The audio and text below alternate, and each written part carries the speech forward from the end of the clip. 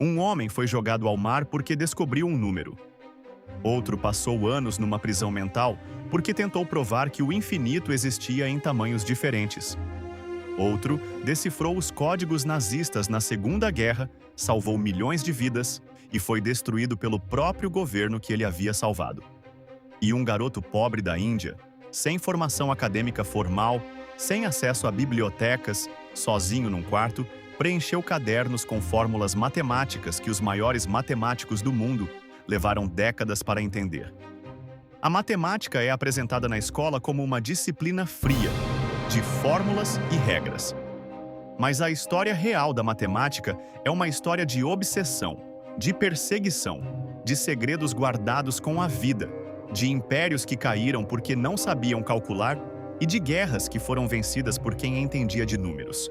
É a história de uma linguagem que os humanos foram inventando ao longo de 5.000 anos e que hoje, sem que você perceba, controla cada segundo da sua vida. Se inscreve agora e deixa o like, porque essa história começa num mercado babilônico e termina no algoritmo que está decidindo o que você vai ver depois desse vídeo. Antes de qualquer número, qualquer símbolo, qualquer equação, havia um problema muito simples: como não ser enganado? Um mercador no Oriente Médio há 5.000 anos precisava saber quantas ovelhas havia vendido. Um rei precisava saber quanto grão havia nos celeiros antes do inverno. Um construtor precisava saber quantas pedras seriam necessárias antes de começar uma parede. A matemática não nasceu da curiosidade filosófica. Nasceu da necessidade de sobreviver num mundo onde quem não conseguia contar perdia. Os sumérios, na Mesopotâmia, por volta de 3.000 a.C., criaram o primeiro sistema numérico registrado da história, baseado em 60, não em 10. É por isso que hoje um círculo tem 360 graus.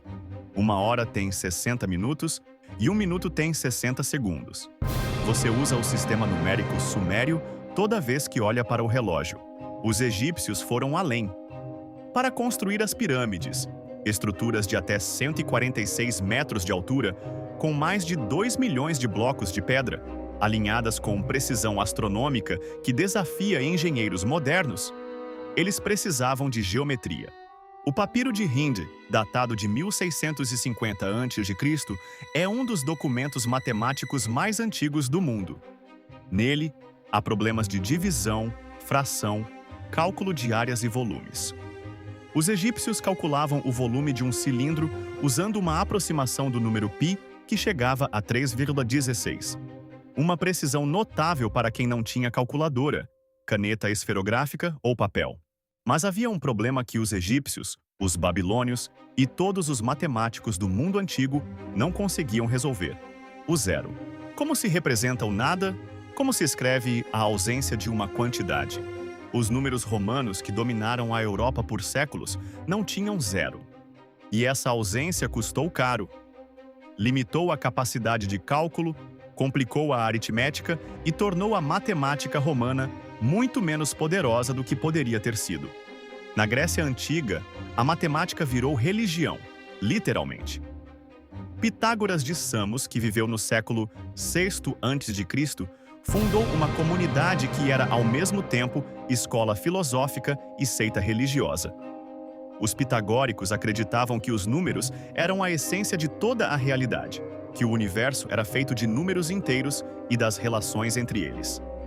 Essa ideia era, ao mesmo tempo, revolucionária e absolutamente verdadeira em muitos aspectos.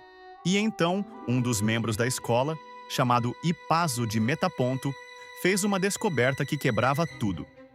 Ao tentar calcular a diagonal de um quadrado de lado 1, encontrou um número que não podia ser expresso como razão entre dois inteiros.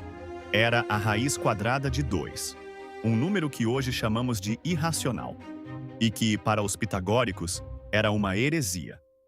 A descoberta de Hipaso ameaçou destruir a base filosófica de Pitágoras. Se existiam números que não podiam ser expressos como razão entre inteiros, então o dogma pitagórico, de que tudo tem sua medida, de que os números inteiros governam o universo, estava errado. Segundo relatos históricos, alguns mais documentados e outros mais lendários, Pitágoras teria ordenado que a descoberta fosse mantida em segredo absoluto. Hipaso teria quebrado o juramento e divulgado a descoberta. A versão mais dramática diz que ele foi jogado ao mar pelos próprios colegas pitagóricos. Os historiadores modernos debatem o quanto dessa história é fato e o quanto é lenda. Há relatos de que Hipaso simplesmente morreu num naufrágio, e que os pitagóricos interpretaram isso como punição divina. Mas o que não é lenda é a reação psicológica. A descoberta dos números irracionais foi tratada como uma ameaça existencial. Um número quebrou uma visão de mundo inteira, e a resposta foi tentar silenciar quem havia descoberto. Enquanto a Grécia debatia a filosofia dos números, havia algo que o mundo ocidental inteiro recusava aceitar: o zero. A ideia de representar o nada com um símbolo parecia absurda para os gregos. Como pode o nada ter uma representação? Para os pensadores cristãos medievais, o zero era ainda mais problemático. O vazio absoluto contradizia a ideia de um Deus criador presente em tudo. O zero foi desenvolvido na Índia, onde a filosofia hindu tinha uma relação diferente com o conceito de vazio. O shunyata, o nada que contém todas as possibilidades. O matemático indiano Brahmagupta, no século VII, foi o primeiro a definir formalmente o zero como número e a estabelecer regras para operações com ele. Os árabes receberam esse conhecimento e o transmitiram para a Europa. Daí o nome algarismos, derivado do nome do matemático árabe Al-Khwarizmi, cujo nome também deu origem à palavra algoritmo.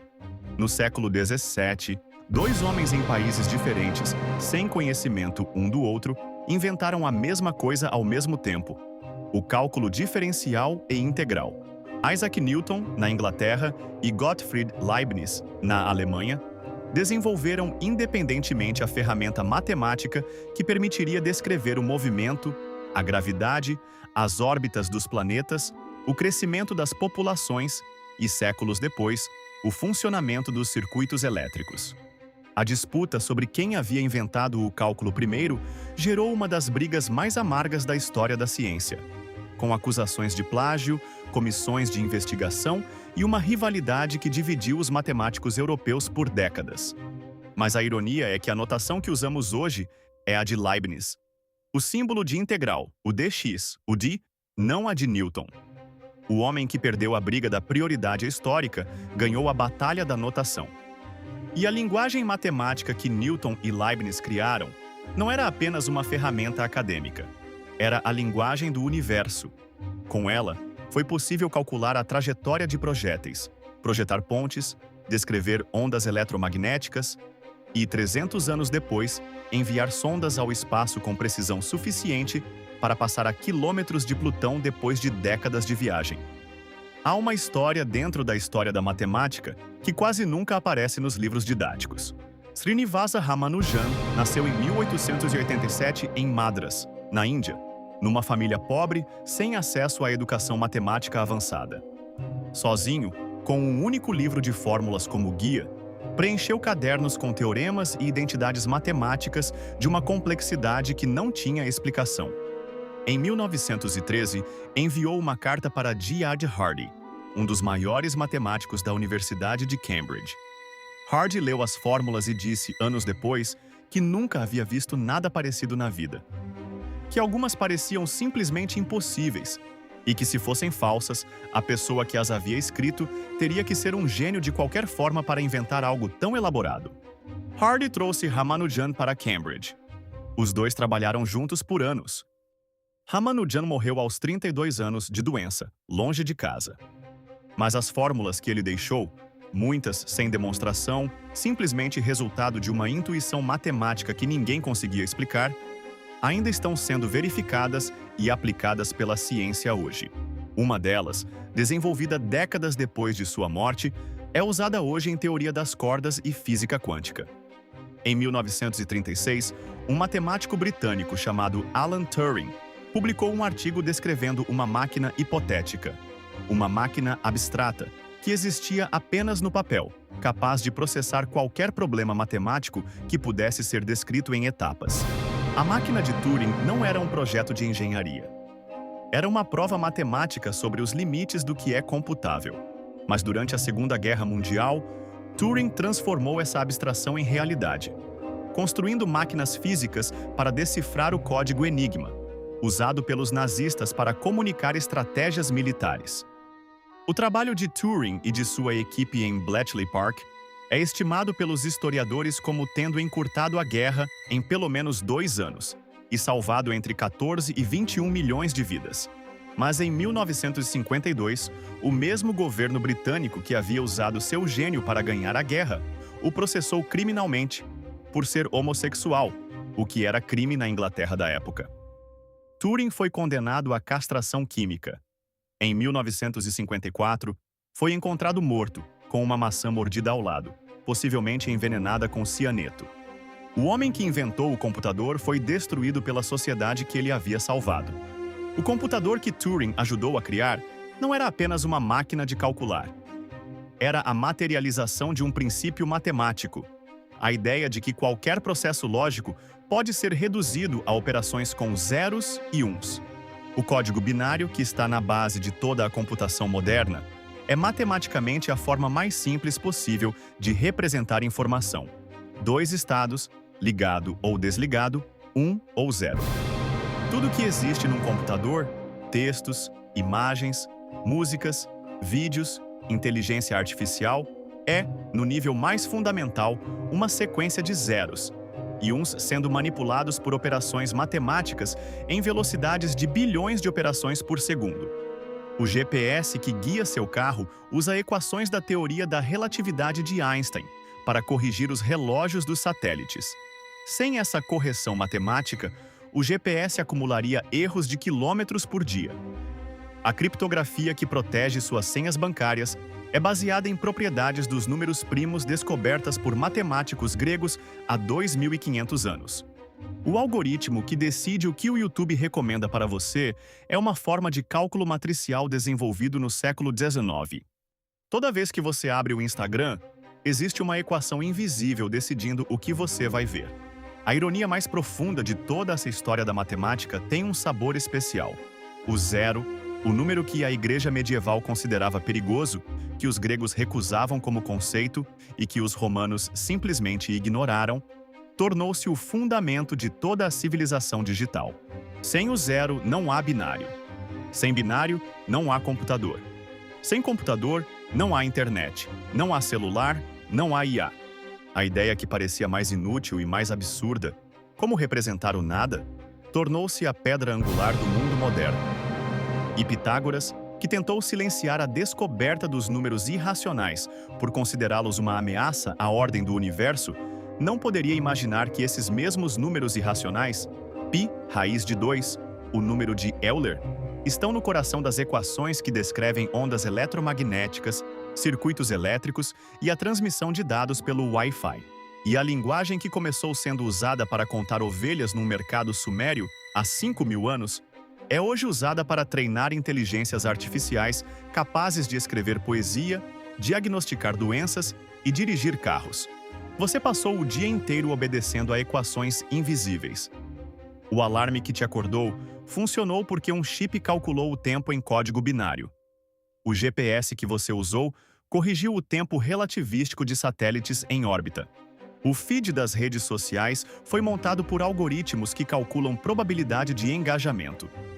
A senha do banco foi protegida por propriedades de números primos. O vídeo que você está assistindo agora foi comprimido por transformadas matemáticas e transmitido por ondas descritas por equações de Maxwell. Você vive dentro da matemática.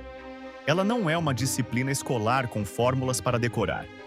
É a linguagem em que o universo está escrito, como Galileu disse há 400 anos, e como Alan Turing provou ao transformar equações em máquinas que mudaram o mundo.